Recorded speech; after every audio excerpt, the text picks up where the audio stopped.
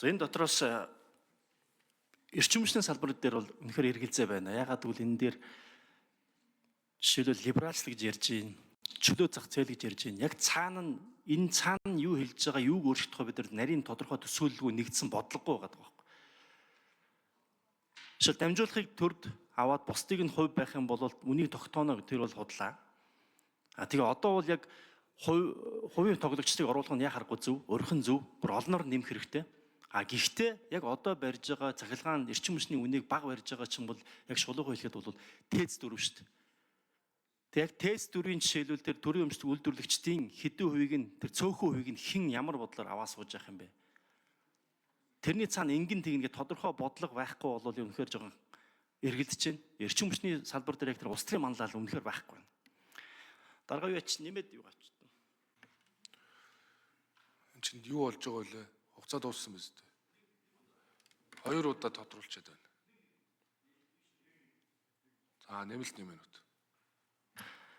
За тийм тэгээд одоо жишээл энэ дээр ингээд бид нар дураараа төрийн өмчт компаниуд тэгээд асар үнцэнтэй хүн амьтан бүгдээрээ бизнесийн булаацалтын юм шиг төсөөлөөр хийгээд байх шиг байна л да. Компаниасаа салбараас өөр.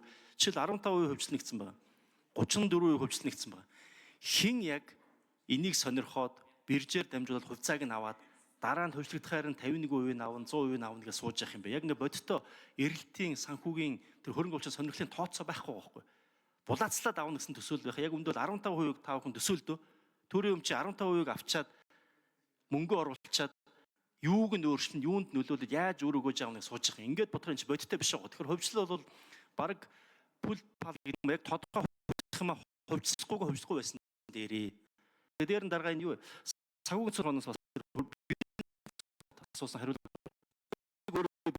одоо компани дүнтэй хувьцаа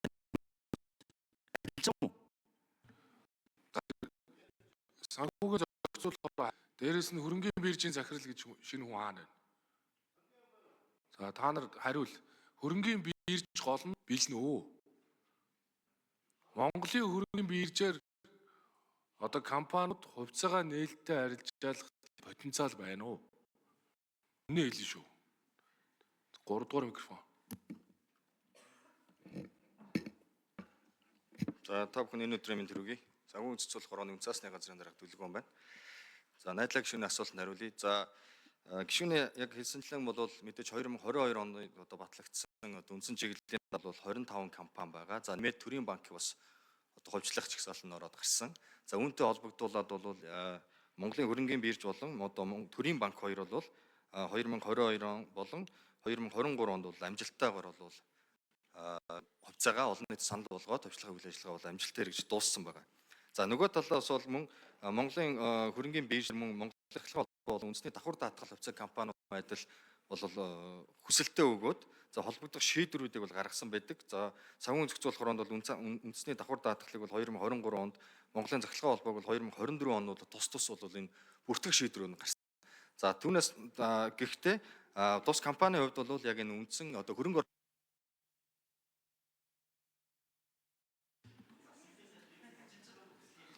Яг хариултаас эхэлмээр байна. Оршлгүйгээр 3 дугаар микрофон.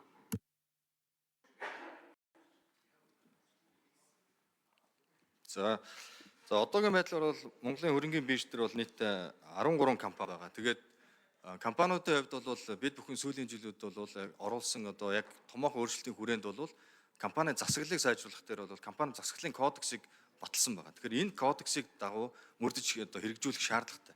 Тэгээ кодексийн хувьд бол мөн адил за төрийн өмчт болон одоо хувийн хвшлийн ямар ч компани ялгалгүй үйлчлэх юм зохицуулалттай буюу за төлөөлөл өдөртөх зөвлөл за жижиг хувьцаа эзэмшигчдийн одоо эрх ашгийг хамгаалах хүрээнд хийгдэх тодорхой шаардлагатай мэдээлэл ил тод байд хангуулах эдгээр бол дүрм журмууд нь бол олон улсын стандарт нийцсэн буюу IOSCO-гийн одоо үндсэн зарчмууд нийцснээр бол баталсан байгаа.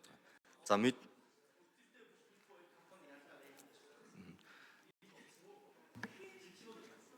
За биржийн захирал хаана байна? За шинэ хөрөнгийн биржийн захирал юу бод санаж байна?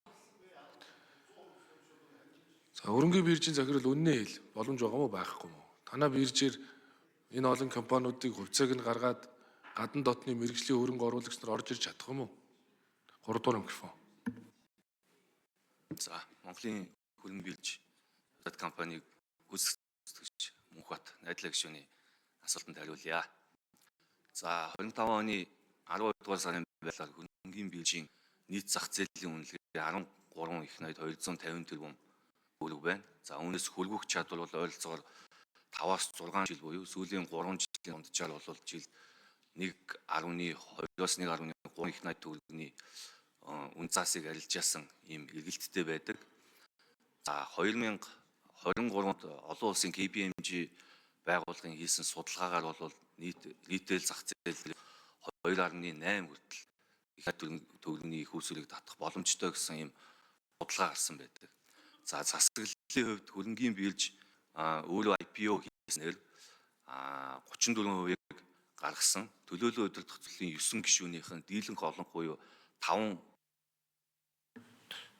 Тэгээ баярлалаа. Тэгээд боловсролтой чадaltaй хүмүүс мэдээж төрийн өмчт компаниудыг удирж байгаа гэдэгт бол би итгэж явдаг. Гэхдээ хариултаас эхэлгээд шүү дээ. Орчлон ихтэй хариултанд 1 минутанд багтахгүй байна. 3 дугаар микрофон хариултаас эхлэе. Шууд хариулъя.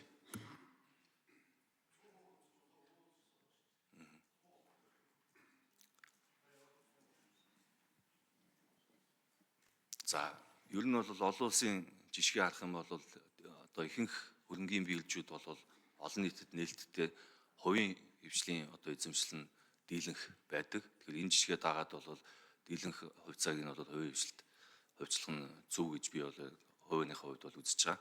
За түрүүн засаглалын асуултанд нэмж хариулахад 9 гишүүний 5 нь хараад бус байдаг. За мөн төлөөлөл удирдах зөвлөлийн үйл ажиллагааны хяналтыг жижиг хувьцаа эзэмшигчдээс бүрдсэн хяналтын зөвлөл бас давхар хийж явдаг. Тэгэхээр засаглалын хувьд бол хувьцаат компани болсноор давуу талууд бол бий болж байгаа. Хөрөнгөний биржийг удирдах чадвар байна уу? Манай нөгөө өмнөх төлгөөнөөс дээрдэг юм байна уу? Өөртөө. Төлгөөн ч айхтар муу ажиллаад явсан гэвс. Уг нь дажгүй ажиллаж ирсэн шүү дээ. 3 дугаар микрофон. За миний хувьд бол олон улсын зах зээл дээр болон дотоодын зах зээл дээр үнцаасны компаниудад ажиллаж ирсэн туршлагатай хүн байгаа. Тэгээд одоо өөрийн туршлага За сайн ажиллаарай, амжилт хүсье. Харин ийм нөхцөл нь бүрдэж болохгүй шүү дээ. Тэгэхээр бид нар дэмжих хэрэгтэй компанийн хуулийг нь гаргаж өгмөр байна.